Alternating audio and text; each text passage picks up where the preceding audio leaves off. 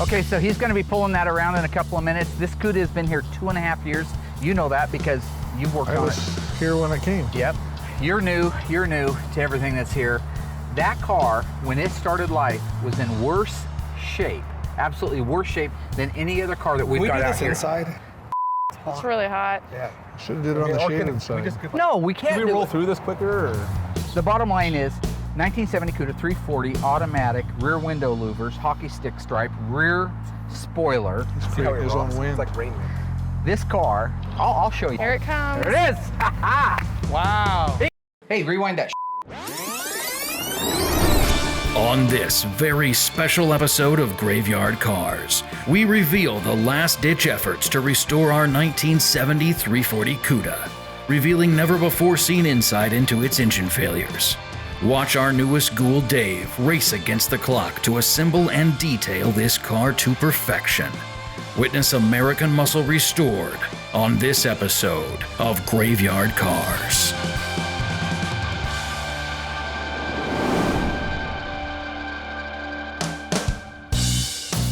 The little 1970 Cuda 340 car, we didn't cover a lot of the early part of the restoration on the car, primarily because we have a lot of cars, very rare cars that we focus on. They built 1,788 340 automatic 70 Cudas. Very few of them had the hockey stick stripe, which this one was optioned for, has the original fender tag. This one was optioned for the rear window louvers, which allegedly is about 1% of all the muscle cars got those. So if you started to do a mathematical breakdown, it could be one of just, 100 or 200, but it's still a 70 Cuda 340, very deserving of being restored, which is why we did it, but it's not going to compete for, the top prize at a car show next to a Hemi Cuda convertible. Once we had the 340 completely rebuilt and painted on an engine stand, the next step was to put it together with the transmission. So we joined those two pieces together, installed them on the K-member, built out the rest of the front suspension and drivetrain, and then I had Royal and the rest of the ghouls install it in the car. Once we had the front end, the suspension, the engine, and transmission installed, we installed the detailed out 8 3/4 rear end, which had a 323 sure grip in it. Bumpers went on it, the hockey stick stripe went on it, the rear window louvers, hood pins, ornamentation for the hood that called out the 340. Things like that were all done at the old shop. So at kind of an outside glance, it almost looked like it was done, but if you tipped your head inside, you'd see there was no guts inside of it, and a lot of things weren't done under the hood. It was at that point that we were getting close to a transition into the new shop, so we loaded it up on the rollback, moved it over to the new shop for its final resting place before it was finished. When we took on the project, I had given the client my word that it was a 24-month turnaround. At the time 24 months had hit, literally there was about 8 months worth of work left on the car. So I got called out on the carpet, so to speak, by the owner saying, look, I've been patient 24 months, but you're months and months and months away from having this thing done. All those things are some of the stimulus behind why we made changes to the staff, changes to the shop. We needed to be on the offense rather than always on the defense. And one of the first things I did to put us on the offense was to hire Dave. My name's David Ray. I was a truck driver up in Montana and put in the application through Facebook, probably pretty close to early December.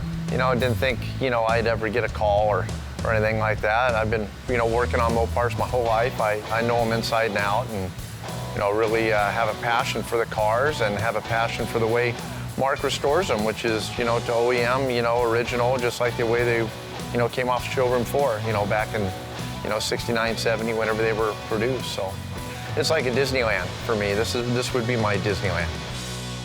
Because I hadn't really had any experience with Dave other than just looking at his resume, this was a great candidate for him to cut his teeth on. On the shift linkage on the 340 Cuda, there wasn't too many challenges. Automatics fairly straightforward and pretty easy. So Mark told me he wants to get the 340 Cuda running. So I'm going to get it all plumbed and get all the spark plug wires and everything set up, get firing order up TDC, get all fluids filled up and checked out. So I'm real excited to hear it run. It's not a super high dollar numbers matching car. If there are mistakes, if there are errors, or if there are things that go on that that we really wish hadn't, it's not going to be as detrimental to the bottom line or to the timeline for that matter. So a really good choice for him to get started at Graveyard Cars with. I thought that was a symbol, 148. Yeah. Now what are we doing? The guy that doesn't work. Does that look like that same marking to you? Inherently, the most tedious part of an OE restoration, by definition, is the fact that you're putting it back together OEM. If you don't have a perfect unrestored original example setting next to you, you need reference material. That's why I use Dave's books. Dave Weiss has been putting these books out for several years now. They are the most comprehensive and accurate set of books that you can buy for OEM restoration. He has all kinds of stuff. You got your nuts, bolts, and fasteners, which is very important. Then OE judging and top finer points of detail. And that's where we learn what markings go on an engine or on a rear end or on a transmission. So I always go to those books when I don't have an exact perfect original copy to go from. Anyway, if I put that in there and I just need to connect a cable underneath there for the starter, we could probably get that thing running. You just want to get it running this morning? I want to get it, we gotta get it done. You just gotta get it done. Yeah. Looks like we're gonna get the engine started, so I'm pretty nervous, but I hope it all goes well. I checked all my things twice, so keeping positive thoughts. So how are we starting this without the wiring, boss? We're just gonna use a remote starter on it. So what we'll do is... Still gotta run a hot wire to the coil. Well, this one doesn't have the dash in it. Yeah, we'll have to run a hot wire over to the coil. Ballast resistor. So we don't have the dash right now for the 340 Cuda, so we have to hot wire it, which isn't too difficult. We just run a hot lead from the battery directly to the ballast resistor to charge the coil, and put a remote starter on the starter so we can light it up. That's why they have a ballast resistor in there. Okay. So a lot of people that hot wire a car, they'll take a wire from the positive side, which is a full 12 volts, probably closer to 13 by the time they're all charged up, even 14 in some cases. So we're getting ready to light off the 340 Cuda. So I'm hoping everything goes well. I'm pretty nervous. This is our first motor I'm gonna light off, so I'm pretty excited and nervous all at the same time. Yeah, I'm gonna blow this baby up and see. Blow this baby up. Blow up. You know, in a twist of irony, we had not actually received our engine run stand until after the engine was already built, painted, and ready to go together. So I didn't have an opportunity to fire this engine up prior to this. So I'm a little bit nervous because I've had it bite me in the butt before, and that's why we have the engine run stand. So now it's almost like, okay, a little bit of rolling the dice. I have confidence in my engine building, but at the same time, it's nice to have that extra little good feeling that you know the engine's already been started, already been ran, already been broke in, and is ready to go. You gotta hook that lead up. One of the things that'll help a lot, yeah. Oh, I just... Oh, that sounded good. Advance it, bring it towards me. There you go. Try it there a little bit.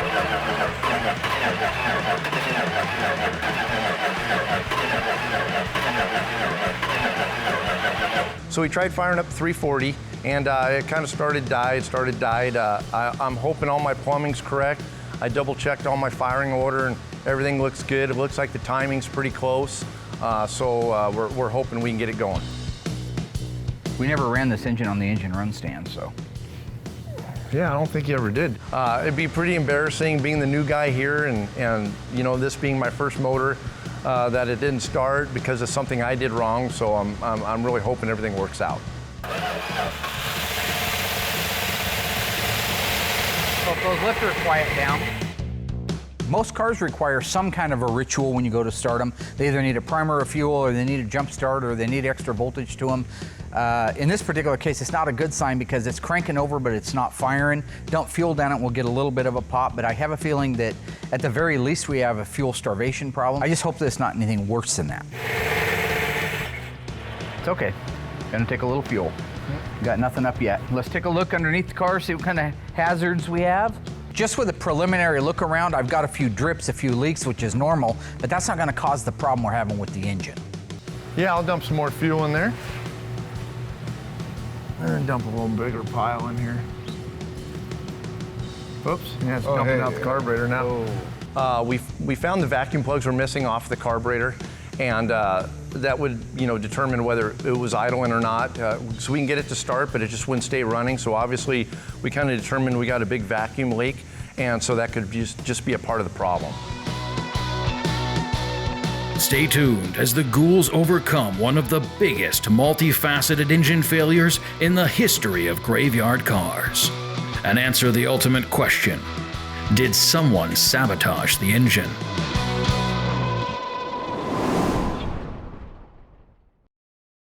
On this very special episode of Graveyard Cars, we reveal the last-ditch efforts to restore our 1970 340 Cuda and answer the ultimate question: did someone sabotage the engine?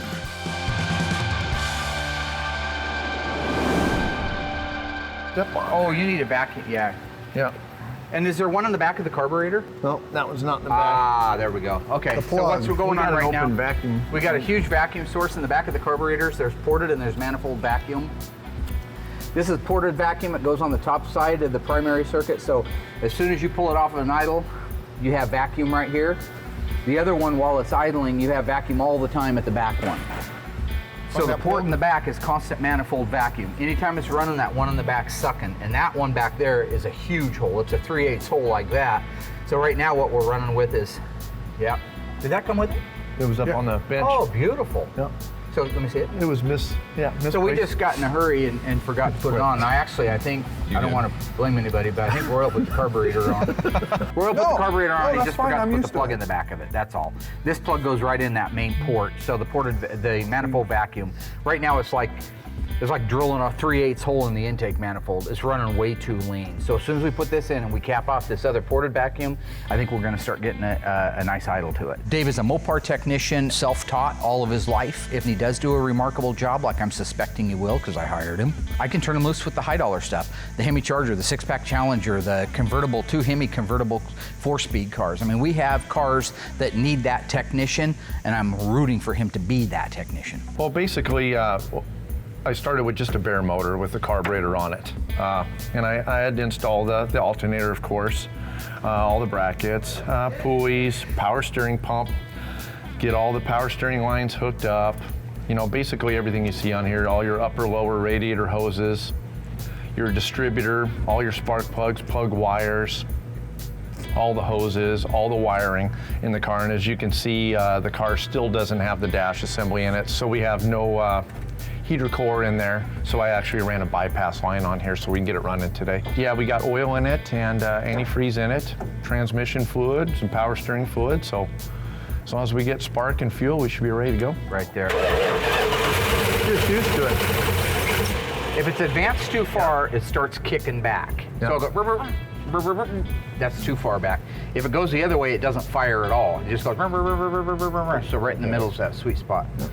I can usually set them right on the money by ear. Yeah. So I'm sure Dave. That's right there. Okay. Dump a little more fuel in there. You're gonna need a little more fuel. We're gonna need a little more fuel. It can go back to the fuel pump. And the fuel pump drives, it's a manual fuel pump. It's got like an arm on it. And where the timing chain is, you know, and everything, there's an actual cam drive.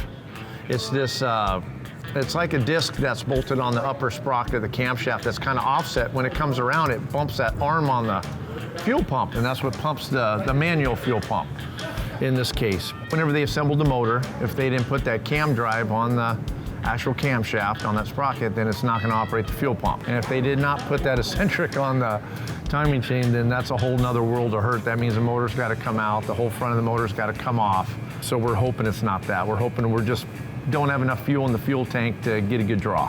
While I was bringing the fuel around to put into the Cuda because it wouldn't start, I happened to notice that the sending unit was sitting over there on the bench, not installed in the tank, which is a great reason why it wouldn't run. You were looking for it, you left it. I didn't leave it out. I didn't put the tank in. No, you're going down. No. Working with Dave now has been a joy. He knows what he's doing. He follows instructions. He's got a great attitude, and it seems to me that he's a real good diagnostician. This guy actually takes his time and diagnoses it. He's kind of a mini-me, if you will, which the world needs more of. Well, this is the part we're missing on the fuel tank. Fuel sending unit and pickup unit.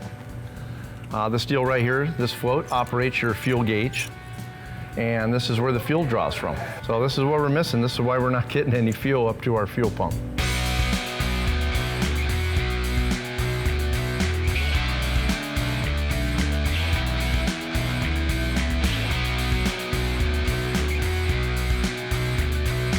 Let's start this mother humper.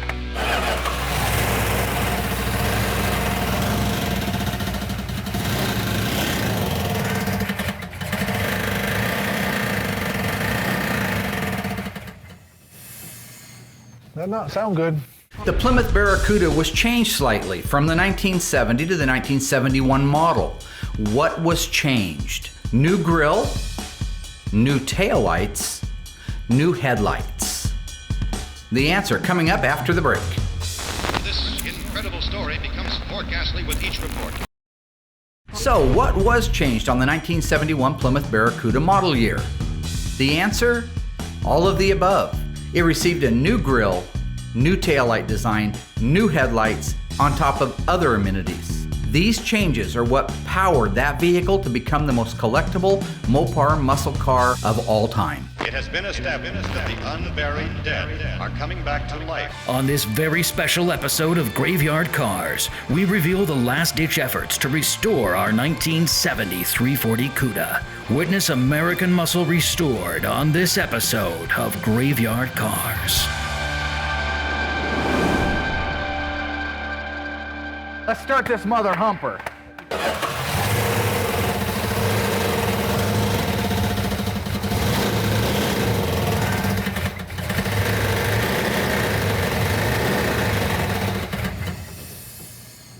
That not sound good. The engine is making a metallic knocking sound. It can be a multitude of things, from the rocker arms, rocker shafts, lifters. It can be telegraphing out of the transmission, the torque converter, the flex plate. The crankshaft could have a problem. The only thing I hope is whatever it is that's causing this unfavorable sound is not a massive overhaul. Okay, it's in the revolution of the motor. It's not top end. It's got to be, so it could be the starter. The starter would be hanging out, right? I grabbed it and it was fine. I grabbed it when it was running. It wasn't that. I can't feel anything anywhere. You know, any vibration. Turn the drive shaft. Can't.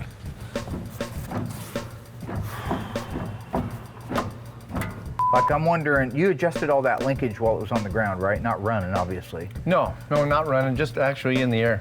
I didn't even really get all the linkage adjusted. It's just installed. Could it be the park pawl not parking? Could be. Okay, well, we got a clicking sound on the motor, and we kind of determined it might be the parking rod. Whenever the automatic transmission's kind of caught in between gears, the little parking rod will kind of click, so it'll create a clicking sound. So we kind of determined that might be the problem, so we're going to kind of mess with the linkage and see if that solves our noise issue. But it didn't feel like it, but Yeah. it sure sounds like it. It does, inside. It's because it's the same RPM as the engine. You know, if it was #1 rocker, it'd have to wait 8 times to come up. Seven times before it'd come up.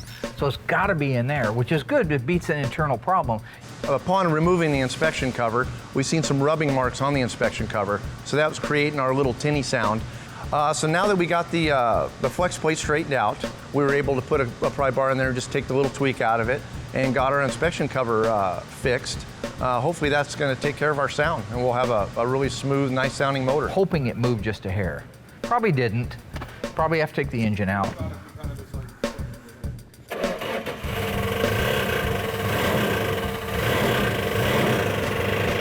We're going to take the car outside and run it for a little while longer, try to put a little load on it, and see if it improves or if it gets worse.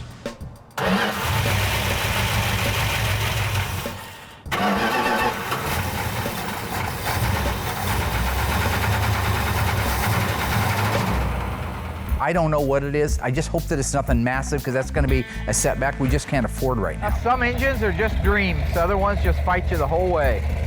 Seems to just fight all the way. What the f***'s happened? What the f***'s happened? You know? Why the f***'s it got a tap? What's that bullshit about? Well, we solved our tinny sound with the flex plate and that, but now, unfortunately, we have a knocking sound. And it seems like the longer we run it, it's progressively getting worse.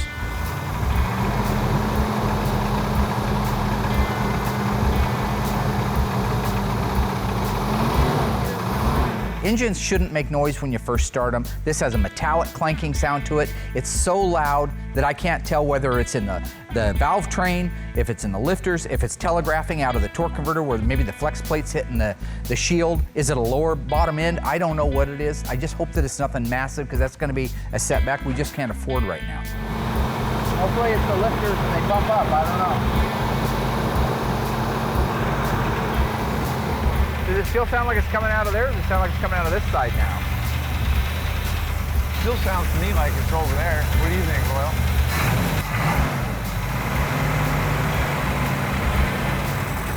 Well, you know that ain't right.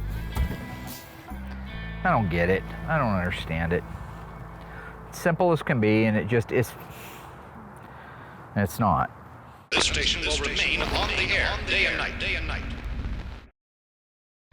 On this very special episode of Graveyard Cars, we reveal the last-ditch efforts to restore our 1970 340 Cuda. Witness American muscle restored on this episode of Graveyard Cars.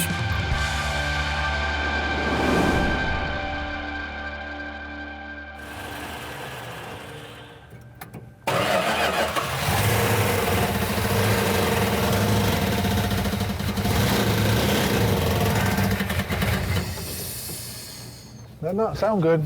Well, what's going on is we had two problems with our 340. We actually had three problems. When we initially fired it off, it was running on about 6 cylinders.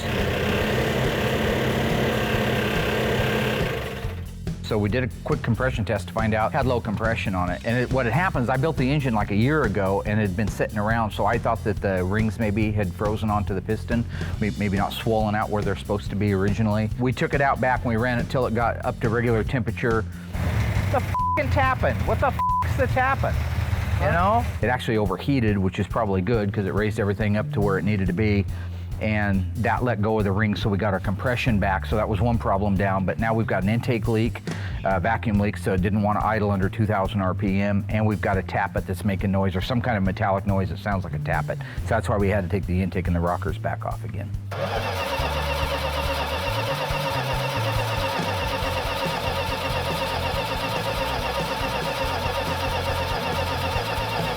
Okay, let's just go ahead and take the rocker arm assembly off of there, push rods. Let's get everything over to the solvent tank, wash it down, and take a look at it. Yep. Okay. Get a good look at all the rockers. All right. Sounds good.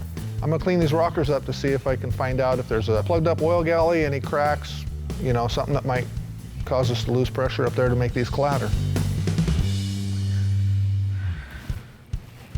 Huh. We have a slightly bent push rod, folks. So there's one bent push rod. The bent push rods are something that usually happens when an engine backfires. Sometimes it puts a lot of pressure on that valve instantly and it can cause a bend in it. If an engine seizes, the top end's still moving, that can cause a bent push rod. The bends in these rods, there's only a few and they're very, very slight.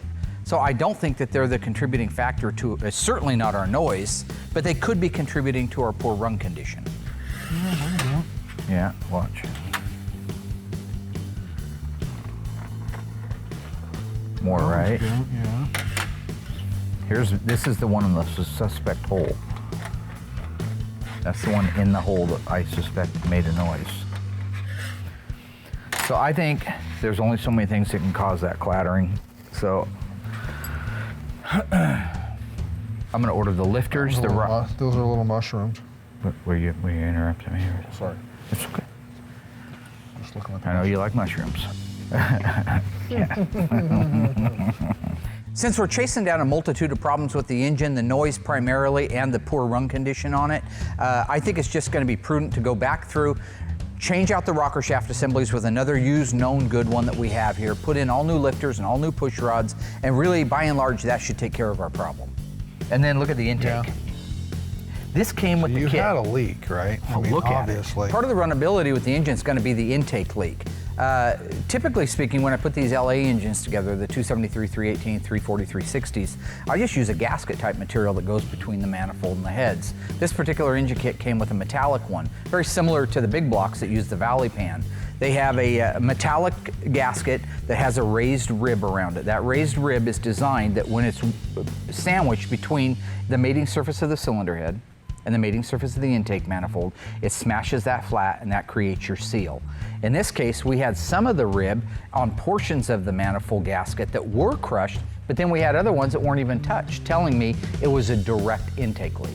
So hopefully a combination of the direct intake leak, the bent push rods, possibly a lifter that's collapsed and not running right, should cure all of our problems. This crushed down here, it's crushed on this, but look at these up here. Yeah. It wasn't even seating. So we replace the intake gasket when we go back together, obviously, and that should cure our problem.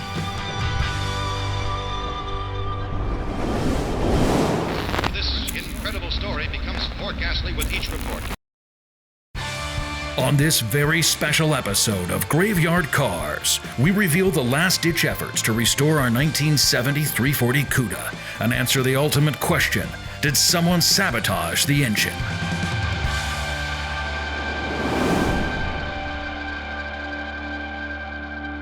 So right now what we're doing is the guys are going back together with the top end on the 340. When we tore it apart, we really didn't find too much that was definitive other than the intake gasket wasn't completely smashed and sealed, so I think that our intake was our leak. So while we had it apart to do the intake, I just decided that'd be a good time to go ahead and put in the brand new set of lifters and brand new set of push rods on it. That's all going back together. They're just buttoning up the top end, so we should be able to fire it up here in about 10-15 minutes. Hopefully, the clattering noise is gone and the vacuum leak is gone. So all the guys got to put on right now is hook up the fuel line, the PCB hose. Oh yeah, I didn't do those. Route the plug wires, which he's almost done with now. And I just topped off the power steering, so we're ready to run here in a few minutes. Yep. We're gonna put Bob's car outside and try to get it running, you know, and hopefully all the work that we did on it is gonna solve our issue with the motor problem.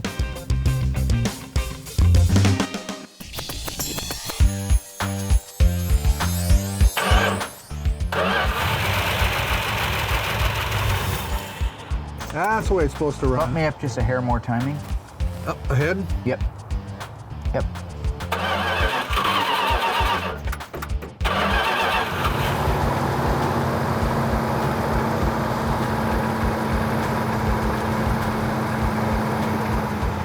So right now we're just letting it break in. It sounds like it's running a whole lot better. Sounds like we might have got rid of our vacuum leak, so we're just gonna run it up to operating temperature, about 2,000 RPM. And as soon as it's all warmed up and broke in, we can set the idle down, set the timing, set the air fuel. Hopefully the lifters get a little quieter. Mopars aren't the greatest oiling engines in the world. Sometimes they take longer than others. Come on, baby.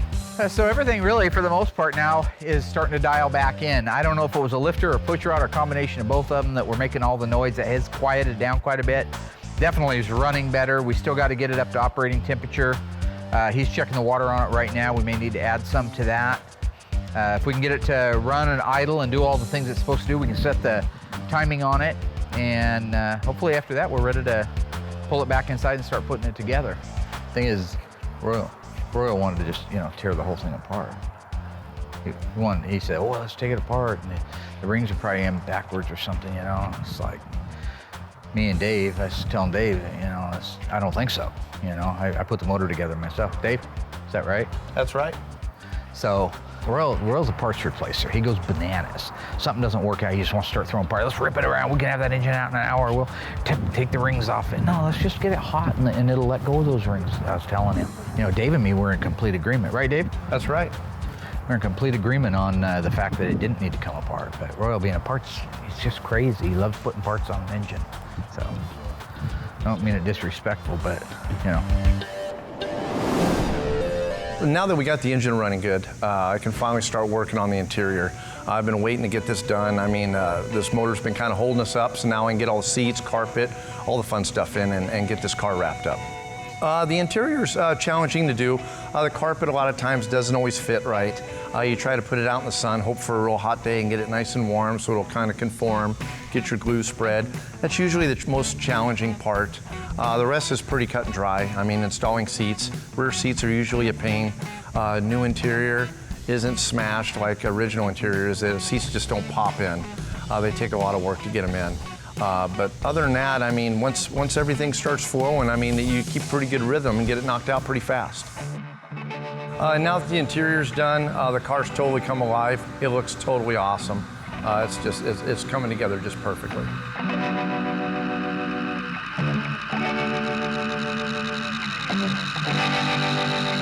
It's time to finally get the windshield in the car. Once we get the windshield in and get all our surround molding put in, we're ready to rock and roll.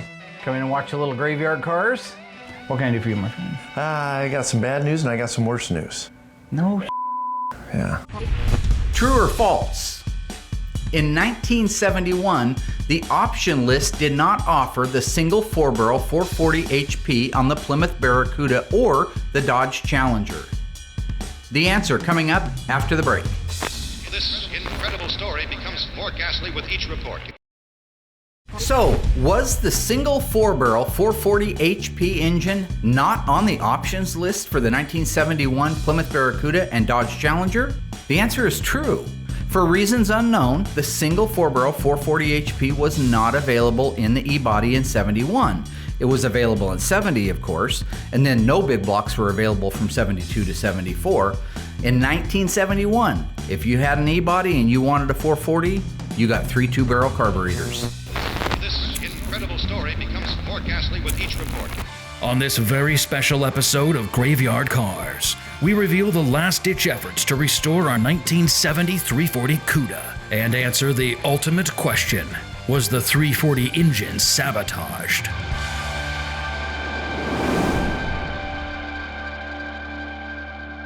So we got our heater box all built out, all rebuilt. So it's time to install the heater box and get our heating system all put in, all the cables and stuff hooked up, so we can stay nice and toasty in the wintertime here in Oregon. Well, when in doubt, I always end up checking reference photos, whether it's photos I take with my phone out in the yard of perfectly original cars, just to see how everything is supposed to go together just perfectly, that way everything's routed.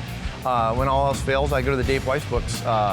In our library, we got an awesome library. It has all the restoration guides and shows some great pictures, but when all else fails, you can't beat a picture. It's worth 1,000 words. Come in and watch a little Graveyard Cars. Oh yeah. Look at that, huh? Yeah. Any better than that. What can I do for you, my friend? I got some bad news and I got some worse news. On what? The little 340 on the orange car, the orange Cuda, 70 Cuda, it's knocking again. What the is wrong with that thing? Just one thing after another on it. What's the worst news? There is no worse news. I just thought that would soften the blow a little bit. Hey, fast forward that, fool. While our film crew was being existential down in Las Vegas, some big show, we sent the 340 over to the machine shop. The word coming back is very troubling, very confusing. I just kind of wanted to go over and reiterate everything. I need to document the file as well. Yeah. And so the main thing is I know that most of the things that were done, I just want to be sure. Originally, when we had the lack of oil pressure and the pinging noise, that's when we took the camshaft out of it, the lifter. Did we take the cam out that first time? No, we actually, the first time we focused on the flex plate. That's right, we thought we had a flex plate hitting the Or back an of the thing, inspection which cover. it was hitting the inspection Yep, cover. yep. Then we got rid of that noise, Yeah. or we thought we got rid of the noise, and it was actually making a clinking noise over here on the right-hand side, Yep. and that's when we started chasing it from the top down. Yep, pulled the intake manifold, new lifters, new rocker assembly. Remember, I overheated this because we had no compression in that number 2 cylinder. Yeah, we were flip-flopping holes. Yeah, we had compression in one, not in the other one. Then we got compression in that one, lost compression in this. Those should all been signals something was really wrong, because after we got it back together again, we got it running and we thought that the noise was gone, it wasn't.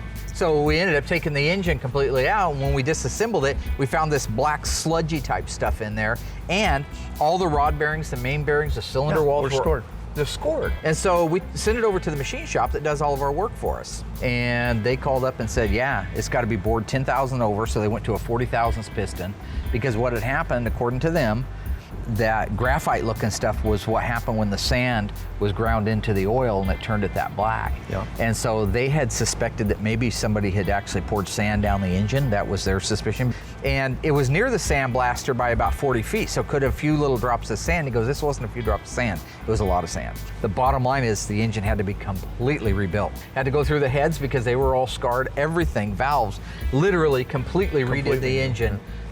All that was after the last time we said it was fine. Now it really is fine. It's got 65 pounds of oil pressure and an idle, which is awesome.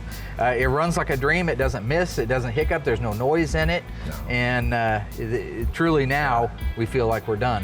But fire that up. You'll see. I just canned it off a little while ago, and it's like butter.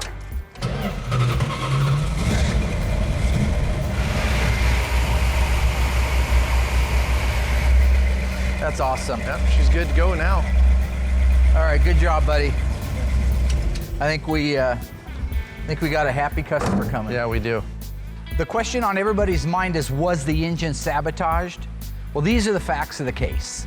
January 15th, 2014, the engine was completely rebuilt by our local builder who inspected it this time, as well as myself. January 23rd, 2015, the engine failed. The machine shop reported that an excessive amount of sand was in the engine, causing the failure. They also reported there was no way that much sand could have gotten in the engine unless somebody intentionally put it there. These are the facts of the case, and they are undisputed. So the real question is, who had access to the engine? Who had something to gain by it failing? Who had the motivation to sabotage it? I don't know now, but I will know. I promise I will know. None of the cars are easy to restore. This particular little car, maybe it has been a little bit more taxing because of the failure of the 340 at the towards the end of the build, but I have no regrets. I love what I do for a living. This is a neat little car. They didn't make very many of them. While it isn't super high dollar and super desirable, it's still a great little Mopar to have back on the road again. You look back over the history of the car and really most people would have just passed on it. It was so rusty. You couldn't see through the rust. The original engine was gone. The original transmission was gone. Really, all of the little boxes that you would check were checked to say goodbye to that car. But at Graveyard Carz, that's not what we did. We brought it in, we cleaned it up, and we gave it hope. And through that hope, over a course of a couple of years, we are able now to present the world for the first time in probably 20 or 30 years with a completed 1970 Cuda 340 automatic, tour-red EV2, black interior, hockey stick car, rear window louvers, rear spoiler, hood pin car. This is very cool, rare, neat stuff that anybody else in the world would have written off, and we have brought it back to life. Okay, so he's going to be pulling that around in a couple of minutes. There it is! Ha-ha! Wow. Big day! This station will remain on the air day and night. On this very special episode of Graveyard Carz, we reveal the full restoration of our 1970 340 Cuda.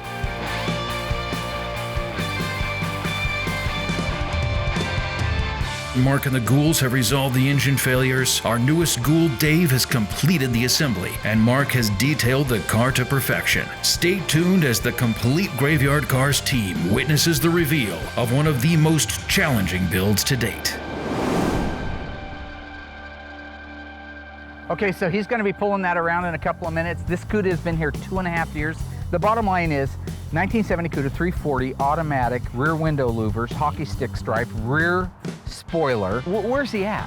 Where's it? All he had I don't to do even was hear finish it. adjusting the air fuel mixture screw. Yeah. Here it comes. It is! Ha-ha! Big day! Diamond David Lee Roth! Oh, yeah.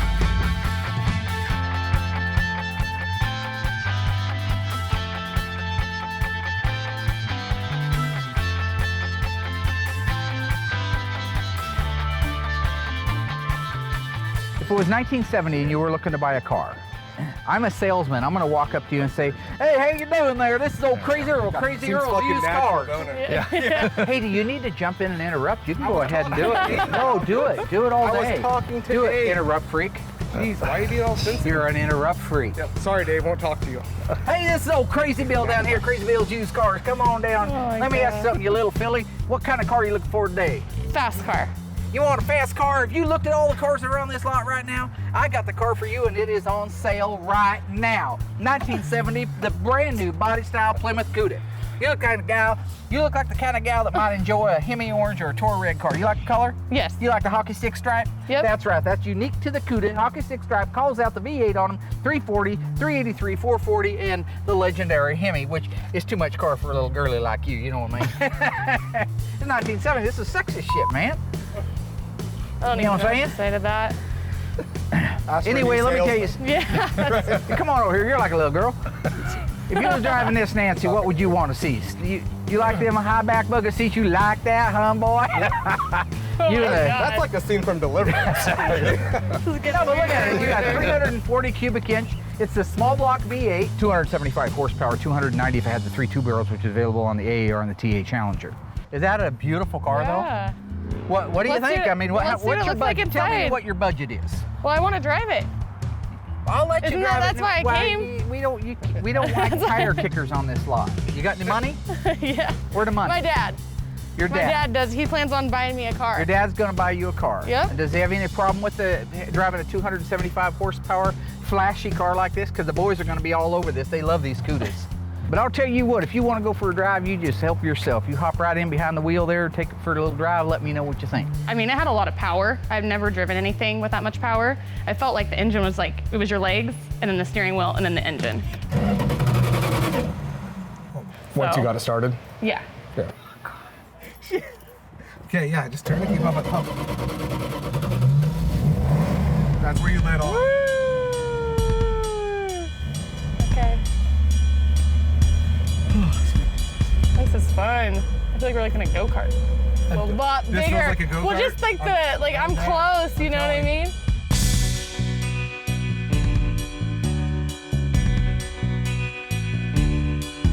The car sounds good. It's not rattly. A lot of Cudas are rattly. This feels good. No, it's Dynamat, makes it nice and quiet. Isn't that nice?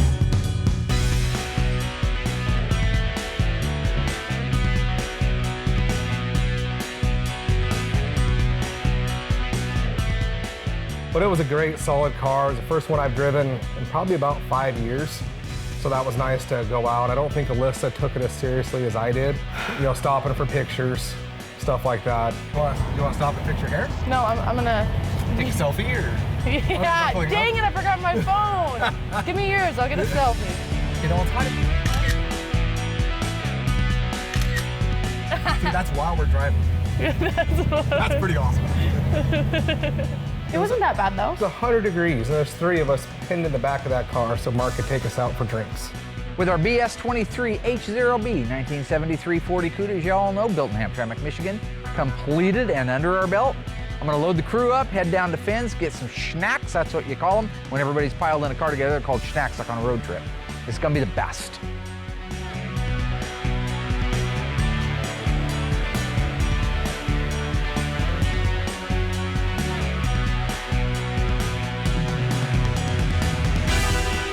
Anything you want. Ooh, milkshakes. No. I want. Anything that comes out of Root beer, good call. yelling at me, hollering at me. I don't remember Hey there. that. Good, how are you? Yeah, you're probably noticing the car though. Oh God, Nope, do we have she to? Can we not do this? Yeah. It's beautiful. How can you not notice this car? I'm married though, so it's okay. Darn. Yeah, see, she is saying darn. I'm sorry. Nah, I'm really sorry. only about human that. for God's sake. Place your orders, you fools. Who? Sorry, Will, place your order.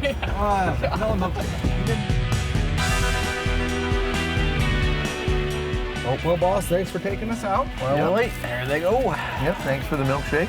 We had a lot of fun out driving the car. It was so awesome to get in that car and drive it, and it just makes you appreciate your work that much more when you can actually get in and throw it in gear and tear down the road and go, man, I was part of putting this together. It's such a great feeling, and I can't wait for the next one. Now with our 1970 Cuda 340 rear window louver car completed, I can update the progress board, which is basically finishing out the last of the pictures that took that car on the timeline from death back to life. Once we're done with that, we'll take them down and we'll move on to the next car. While we just finished one car, there's no time for around. Stay tuned for this season of Graveyard Cars and see the complete restoration of the 1970 Dodge Challenger. 6-pack, 4-speed, E21 A33 FC7 Plum Crazy.